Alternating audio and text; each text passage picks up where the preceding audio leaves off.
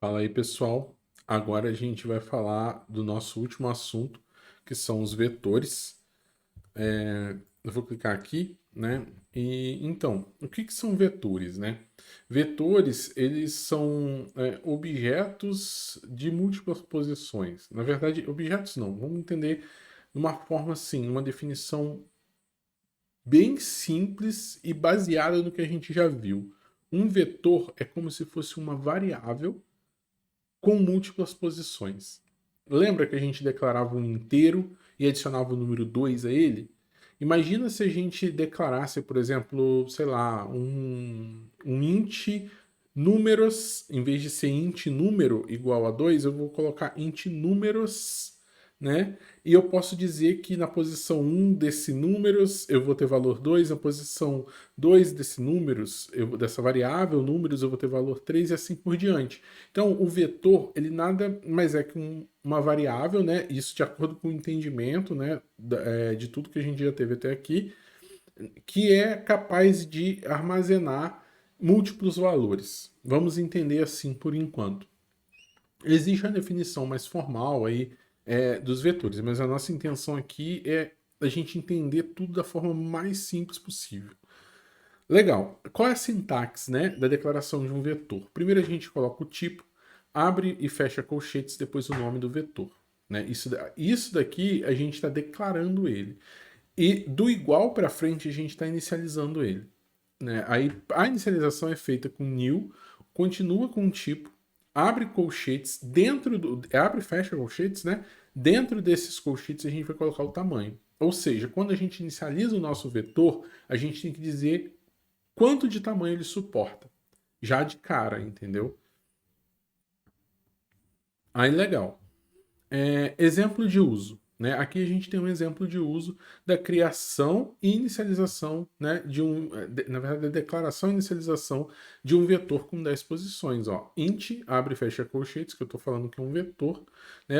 Eu coloco o nome dele aqui, que eu estou chamando de numbers, é igual a new int 10. Ou seja, eu vou ter uma variável, né, que é um vetor, chamada numbers, e esses numbers, eles são ele é capaz, né, de armazenar 10 valores. É basicamente isso daqui é um vetor, né? Deixa eu ver que eu posso. Ah, tá. Outra coisa que eu posso, que eu vou falar para vocês aqui também. Isso daqui é um exemplo, né, de como a gente declara e inicializa um vetor. Existe N formas de fazer isso. Nossa, tem muitas formas. Tem forma que a gente pode tirar esses colchetes aqui, por exemplo, e colocar aqui no nome do vetor. Tem forma que a gente já pode inicializar ele com os valores, já colocando todos os valores aqui. Tem N formas, né? Mas a nossa intenção aqui é explicar o mais básico possível, né, para a gente ter um conhecimento básico, para a gente iniciar, né, os desenvolvimentos dos nossos exercícios. E durante os exercícios, com certeza, a gente vai evoluir um pouco mais esses conceitos aí, vai aprimorar mais. Legal. E para a utilização, né, de um vetor, como que é a sintaxe, né? Basicamente, para a gente utilizar um vetor, a gente coloca o nome dele, a gente coloca logo na frente, entre colchetes, qual que é a posição dele que a gente vai trabalhar. Aí, assim, aí, em algum lugar que a gente está querendo utilizar ele, dessa forma ele vai retornar o valor que está naquela posição, ou a gente pode atribuir valores naquela posição também, que é o caso que está acontecendo aqui nesse exemplo de sintaxe aqui. Aqui um exemplo de uso, ó. Tá vendo? Ó? Numbers na posição 0 igual a 42, ou seja, eu coloquei exatamente o valor na posição 0 do meu vetor numbers, né? E o meu vetor é do tipo inteiro, né? Então, ó, eu poderia pegar aqui, por exemplo, numbers, abre colchetes, 0, fecha colchetes, e colocar dentro de um system out println. Ele ia me imprimir 42. Aí eu poderia colocar na posição 1, 2, por exemplo, e usar em algum lugar 2, e assim por diante. É isso aí, ó. Isso atribui o número 42, né, ao vetor numbers.